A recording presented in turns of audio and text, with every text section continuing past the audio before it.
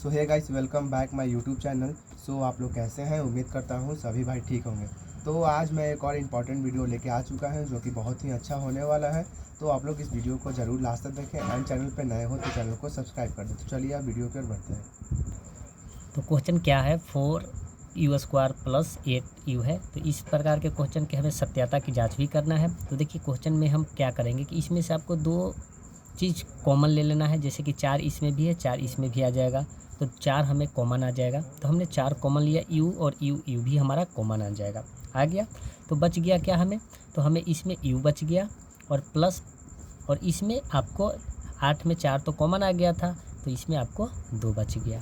Okay, equal to 0।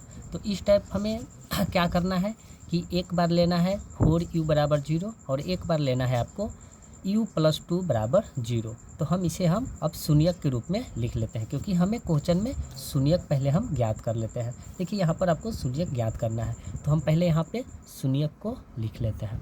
शून्यक, अब देखिए 4u = 0 लिए, तो u = क्या हो जाएगा, 0 बटा क्या हो जाएगा, 4 होगा। अब याद रखिएगा, दुनिया में कोई भी चीज़, कोई भी संख्या 0 से अगर भाग देंगे तो वो 0 ही आएगा। तो ये हमारा u बराबर 1 आ गया, 0 आ गया। तो एक हमारा u बराबर जो आ गया 0 आ गया।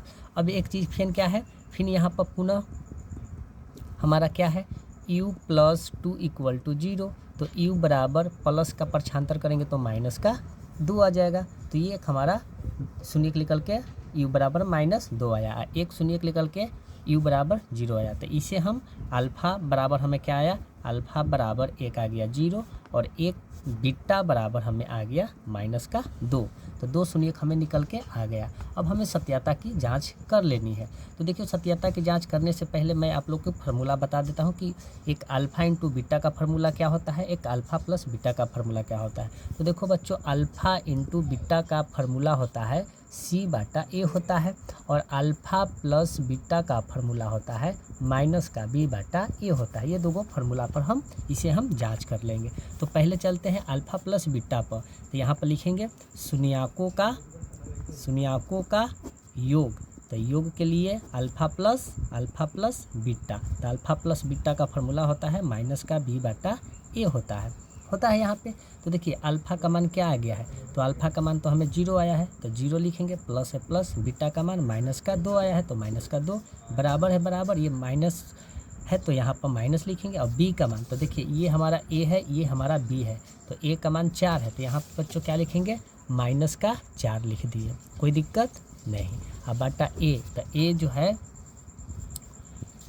सॉरी बच्चों, यहाँ पर b का मान कितना है, ये तो a का मान हो गया, a बराबर 4 है और b बराबर हमें क्या है, 8 है। और c के तो मान दे नहीं रखा है, क्योंकि द्विघात बहुपद का व्यापक चीज रूप होता है ax² + bx + c होता है, जो कि a और b दे रखा है, c हमें नहीं दे रखा है। तो इसलिए c बराबर जब न दे रखा हो तो उसे हम 0 मान लेते हैं। तो देखिए यहाँ पर मिस्टेक हो गया था, सॉरी। तो b है, तो b का मान तो हमें 8 है, तो यहाँ पर 8 लिख लेंगे बच्चों। यहाँ पर देखिए ये 8 है और a का मान कितना है, 4 है, तो हम 4 लिखें। तो देखिए आप यहाँ पर 0 है 0, अब प्लस माइनस होगा 2 लिख दिए। अब देखिए माइनस का 8/2, अगर इसे 8/4 हो जाएगा। अगर इसे काटेंगे तो कितना होगा, तो माइनस का ये भी 2 हो जाएगा, तो 0 में से -2 जाएगा, तो -2 = ये भी साइड आ गया -2। तो ये हमें शून्यकों का योग निकल के आ गया।